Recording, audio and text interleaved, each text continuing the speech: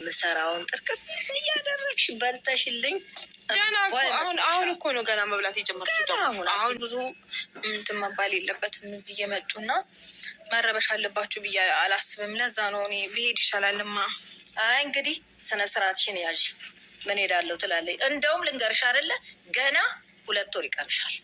እሰይ የኔ እናት ረጅም እድሜ ከጤና ጋር ይስጦት። የኔ እናት እንዴት እንዳሳዘኑኝ የእውነት በጣም ነው ያሳዘኑኝ ማለት ነው። እንግዲህ እንደሰማችሁት አሁን ገና እኮ ነው ምግብ መብላት የጀመርሽው እያሉ ነበር ማለት ነው። እህትየውንም አሁን ነው አፒታይትሽን የተከፈተው አሁን ነው መብላት የጀመርሽው እያለች እናትዮ ያቀረብኩልሽን በሙሉ ጠርቀም አርቀሽ እየበላሽ የእናት እንትን ነው ጉጉት ነው ማለት ነው።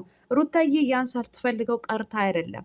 እነዚህ ወጠጤና ጋጠ ወጦች የእናት አባቷ ግቢ እንደፈለጉ ስለሚረጋግጡባት የእናት አባቷ የተከበረው ግቢ እንዳይደፈር ባለፈውም መጥተው ጫጫታ ለፈጠሩትና ለደፈሩትን የጸጸታት ነው የምትመስለው ማለት ነው። ውድ ተመልካቾቼ ላይክ፣ ሼር፣ ሰብስክራይብ እያደረጋችሁ እስከ መጨረሻው ከእኔ ጋር ሆኑ። እንግዲህ አሁን ጠንክር ያለው ወገቤም ጠንክሯል። ስለዚህ ልጄን ይዤ መሄድ አለብኝ እያለች ነው ያለችው ማለት ነው። ሩታዬ አይምሰልሽ፣ የጠነከርሽ ይመስሎሽ ነው እንጂ አልጠነከርሽም። ገና ነሽ። ገና 2 ወር 3 ወር እንኳን አልሞላሽም። እንኳን አይደለም 3 ወር 2 ወር ይቅርና እውነት ለመናገር እኛ የወለድ ነው እናውቀዋለን ማለት ነው።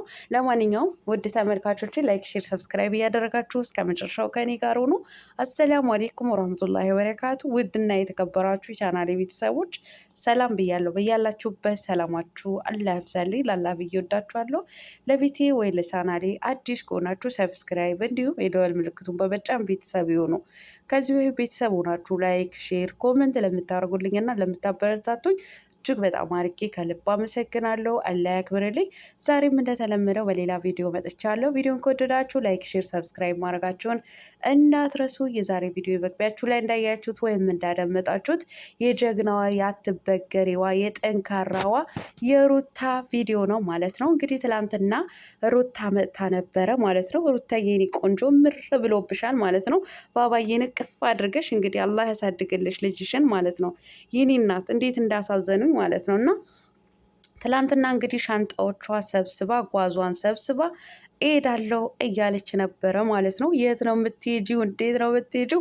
እያሉ እናትዮ እንግዲህ እየተከራከሯት ነበረ ማለት ነው። ሀሳቧን ገልጻለች። እኔ እየመጡ እየተረበሸ ነው ግቢ ያለው የተከበረ የእናንተ ግቢ አንድ ቀንም ተናግራችሁኝ አታውቁም ብላለች ማለት ነው። እነሱም የመለሱት መልስ በጣም የሚገርም ነው። እኛ ለአንቺ ሞራን ብለን ነው እንጂ አንቺን ስላከበርን ነው እንጂ ለእነሱ መልስ ለመስጠት ሳንፈልግ ቀርተን አይደለም። ማንን ግቢን ድርሽ እንዳይል ማለት እችል ነበር ብለዋል ማለት ነው። እናትዮ የእውነት ለሁሉም ነገር እኮ ገደብ አለው። ቤተሰብ ለሁሉም ነገር ገደብ አለው። አንድ ጊዜ አንድ ሰው ልታከብሩት ትችላላችሁ፣ ለ2 ጊዜም ልታልፉት ትችላላችሁ፣ ለ3ኛ ጊዜ ግን ልታልፉት አትችሉም። እንዴት ተብሎ ነው? የፈለገም ነገር ቢሆን የሩታዬ እናት የሩታዬ ቤተሰቦች ማለት ነው የፈለገውን ነገር ቢሆን እንደዚህ እየተመላለሱ ግቢያችሁን እንደዛ እየረበሹ ማለት ነው። ክብር 1 ጊዜና 2 ጊዜ ነው። ከዛ በዘለለ ግን አንከበርም ሲሉ ግን ዋጋቸውን መስጠት ነው። እነዚህ ውርጋጦች እነዚህ ዋልጌዎች ማለት ነው ልካቸው ነው። የፈለገም ልጃችሁ ብትወዷትም ብታከብሯትም ክብር ልክ አለው ማለት ነው። እነሱ ደግሞ አልንከበርም ካሉ 1ና 2 ከታለፉ በኋላ ለ3ኛ ጊዜ ሲመጡ በህግ አምላክ ከግቢ ውጡ ነው። ምክንያቱም ይቺ ልጅ አራስ ልጅ ናት። የእውነት እናትየው በጣም ተሰምቷቸው ነው የተናገሩት ማለት ነው። በአራስነቷ ጊዜ በምትተኛበት ጊዜ ማንም እየመጣ እየጠራ እያወጣት አላረፈችም፣ አልተኛችም። እያየን ነበረ። ብዙ ኮመንታተሮች እንደውም ካያችሁ ወላይ ነው የምላችሁ ብዙ ኮመንታተሮች እንዲሁም ደግሞ አይደለም ወልዳ እርጉዝ ሆና ራሱ 9 ወር ሞልታ እንደፈለገ ሲያደርጋት 35 ደቂቃና 40 ደቂቃ እያስቆሟት ባሏን ብቻ ሳይሆን የባሏ ዘበኞች እያንዳንዳቸው ሲያስቆሟት ምን ነው ይቺ ልጅ ምንም አይሰማትም እንዴ ነበር እየተባለች የነበረችው ማለት ነው። ሩታዬ የእውነት እንዶ ከአይን ያውጣት። በቃ ጠንካራ ጎበዝ ስለሆነች ነው። ማናችንም እኛ እርጉዝ ሆነን እኮ አይተናል። አዎ ትክክል ነው። እኛ አረብ ሀገር ያለን 9 ወር 8 ወርም ቢሞላን የማዳም ቤት እንሰራለን። ነገር ግን ቀላል አይደለም። በጣም ነው የሚከብደው። በጣም ነው ወገብን የሚንቀጠቀጠው ማለት ነው። በአራስነትም በእርግዝና ማለት ነው። ግን ሩታ ገና 15 ቀን ሳይሞላ ነበረ በአራስነቷ እያወጧት 35 እና 30 ደቂቃ ቪዲዮ እየቀረጹ ቆማ ምን ያክል ጠንካራ ብትሆን ነው ወገቧ እንደዚህ ቆሞላት ከነሱ ጋር ቪዲዮ የምትሰራው እየተባለች ማለት ነው። አንድ ቀንም እረፍት አልሰጣትም። ይሄ ደግሞ ምንድን ነው የሚያመለክተው? የዶላር የገንዘብ ጥማቱ ማለት ነው። የገንዘብ ጥማቱ ነው እረፍት ያነሳት ማለት ነው። ስለዚህ እናትዮ እንዶ አውጥታ የልቧን መናገር ስላልፈለገች ነው እንጂ የእውነቴ ነው ምላችሁ። ይሄ ምንድን ነው ውስጣቸው ከመብሰልሰላቸው የተነሳ እግራቸው ከመሬት ጋር እንዴት እንደሚመቱት እዩ። እናት ናቸው። ምንም ቢሆን እኮ ይሰማቸዋል። የእውነቴ ነው ምላችሁ። ክፉን ቢናገሩ እንኳ ለምን ተናገሩ አንልም፣ ልንልም አንችልም። ምክንያቱም ልጃቸው እንደዚህ እየተሰቃየች ማለት ነው። ሩታዬ ደግሞ እውነቴን ነው ምልሽ፣ አሁንም የእናትሽና የቤተሰቦችሽን ምክር ስሚ።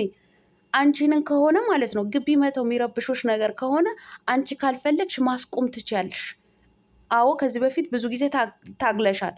እንዳትመጡ እዚህ ግቢ የእናቴ አባቴ ግቢ እንዳትመጡ ብለሻል። አሁንም ተናግረሽ የማይሰሙሽ ነገር ከሆነ በህግ ማስቆም ትችያለሽ። ምክንያቱም የእናት አባትሽ ግቢ መደፈርም ማስደፈርም የለብሽም። በህግ ማስቆም ትችያለሽ እኮ ሩታ።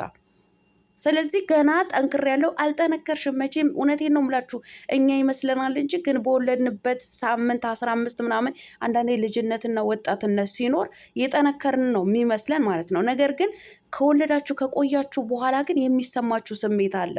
እውነት የሚሰማችሁ ስሜት አለ ማለት ነው። ወጣትነት ይሄ ልጅነት ሲኖር እናንተ የጠነከራችሁ መስሏችሁ እንቅልፍ አትተኙ፣ ወፋፍራም ልብስ ሳትለብሱ እንደፈለጋችሁ እየተንቀሳቀሳችሁ ስራ ትሰራላችሁ። ነገር ግን ከቆየ በኋላ ሌላ መዘዝ ነው ይዞ የሚመጣው ማለት ነው። ስለዚህ ሩታዬ እውነት የጠነከርሽ መስሎች ነው እንጂ አልጠነከርሽን፣ ገና ነሽ ማለት ነው። ልጅሽንም ሽፍፍን አርገሽ እያያሽ አንቺንም ራስነትሽን እየጠገሽ የማንን ውርጋጥና የማንን ወጠጤ መቶ አፉን እንዲከፍትብሽ አትፍቀጂ።